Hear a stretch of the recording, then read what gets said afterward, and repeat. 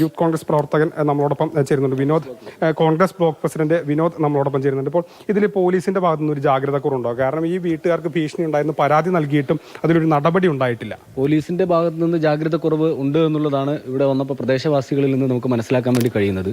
2019 ഈ കൊലപാതകിയുടെ ഭാര്യ അദ്ദേഹത്തിന്റെ വീട് വിട്ടുപോകുന്നതുമായി ബന്ധപ്പെട്ട് ഇരു കുടുംബങ്ങളും തമ്മിൽ ചെറിയ തർക്കം നടന്നിരുന്നു.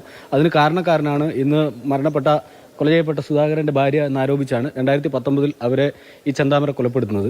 അതിനുശേഷം അദ്ദേഹം പോലീസ് അറസ്റ്റ് ചെയ്ത് ജയിലിലാക്കുകയായിരുന്നു. ഇപ്പോൾ ഒരു മാസം മുമ്പാണ് പരോളിൽ ഇറങ്ങി വീണ്ടും ഇവിടെ ചുറ്റിത്തിരിഞ്ഞുകൊണ്ട് ആ മുൻവൈരാഗ്യത്തിന്റെ പേരിൽ തന്നെ ഇവരെ കൊല്ലണമെന്ന ഉദ്ദേശത്തോടു കൂടി ഇവിടെ ചുറ്റിത്തിരിഞ്ഞുകൊണ്ട് ഇന്ന് ഈ കൊലപാതകം നടത്തിയിട്ടുള്ളത്.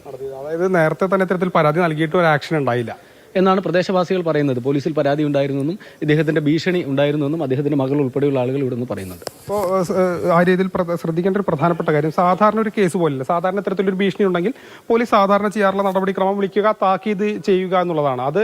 അത് മാത്രമേ ഇവിടെ നടന്നിട്ടുള്ളൂ. പക്ഷേ ഇവിടെ ഈ കേസിൽ അങ്ങനെയല്ല. ഇവിടെ സുധാകരന്റെ ഭാര്യ സജിതയെ വെട്ടിക്കൊലപ്പെടുത്തിയ കേസിലെ പ്രതി കൂടിയാണ് ഇയാൾ. അപ്പോൾ അത്തരത്തിലൊരു കാര്യം ഉണ്ടാകുമ്പോൾ വീണ്ടും ആ കുടുംബത്തിനൊരു ഭീഷണി ഉണ്ടെന്ന് പറയുമ്പോൾ അത് അതീവ ഗൗരവത്തോടെ ആയിരുന്നു കൈകാര്യം ചെയ്യേണ്ടതിരുന്നത്. പക്ഷേ എന്നാൽ അത് അത്രത്തോളം ഉണ്ടായോ എന്നുള്ള കാര്യത്തിലാണ് ഒരു പ്രധാനമായും സംശയമായി നിലനിൽക്കുന്നത്. ഏതായാലും ഇപ്പോൾ പോലീസ് 4 സംഘങ്ങളായി തിരിഞ്ഞുകൊണ്ട് വലിയ തിരച്ചിൽ, നെല്ലിയാമ്പതി വനമേഖലയുടെ പ്രദേശങ്ങളിൽ വലിയ തിരച്ചിൽ ഈ സംഘങ്ങളായി തിരിഞ്ഞുകൊണ്ട് നടത്തുന്നുണ്ട്. ഇതുവരെയും പ്രതിയെ പിടികൂടാൻ കഴിഞ്ഞിട്ടില്ല എന്നുള്ള വിവരമാണ് ലഭ്യമാകുന്നത്. ഉടൻ തന്നെ ഇത്തരത്തിൽ പിടികിട്ടാൻ കഴിയുമെന്നാണ് പോലീസ് പറയുന്നത്. പക്ഷേ 2019 സമാനമായ സംഭവം ഉണ്ടായപ്പോൾ ഈ പ്രതി 5 ദിവസമാണ് ഈ വനമേഖലയ്ക്കുള്ളിൽ കഴിഞ്ഞത്. 5 ദിവസത്തിന് ശേഷമാണ് ഈ പ്രതിയെ പിടികൂടാൻ കഴിഞ്ഞത്. അപ്പോൾ ആ പ്രദേശം അത്രത്തോളം അറിയാവുന്ന ഒരാൾ കൂടിയാണ് ഇയാൾ എന്നുള്ളത് കൂടി നമ്മൾ കണക്കാക്കണം. കഴിഞ്ഞ തവണ ഇതേ സംഭവം ഇതേ സ്ഥലത്ത് തന്നെയാണ് ഇയാൾ ഒളിവിൽ പോയത്.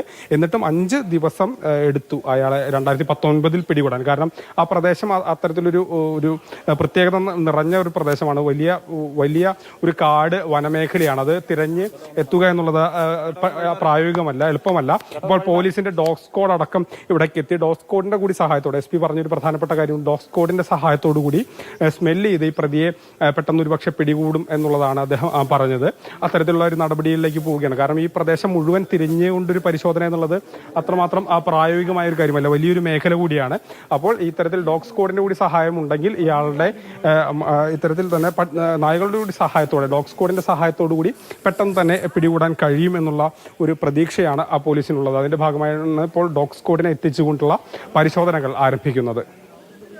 ശരി, 4 സംഘങ്ങളായി തിരിച്ച് ഇപ്പോൾ പ്രതിയെ പിടികൂടാനുള്ള പരിശ്രമത്തിലാണ്. ഡോഗ് സ്ക്വാഡ് അവിടേക്ക് എത്തിയിട്ടുണ്ട്. ഈ ക്രൂരമായ 2 കൊലപാതകങ്ങൾ, സുധാകരനെയും അമ്മയെ കൊന്ന ശേഷം, ഇത് ഈ ഒരു പ്രദേശത്തിന്റെ പ്രത്യേകത കാരണം വളരെ പെട്ടെന്ന് അടുത്തൊക്കെ കാട് പിടിച്ച മേഖലകൾ കുറേയുണ്ട്. അപ്പോൾ പ്രതി കടന്നു കളഞ്ഞിട്ടുണ്ടാകുമോ എന്ന സംശയമുണ്ട്. എന്തായാലും പ്രദേശവാസികൾ വലിയ പ്രതിഷേധത്തിലാണ്. പരാതി പറഞ്ഞിട്ടും പോലീസ് ഒന്നും ചെയ്തില്ല എന്നുള്ളതാണ് അവർ ഉന്നയിക്കുന്ന പരാതി.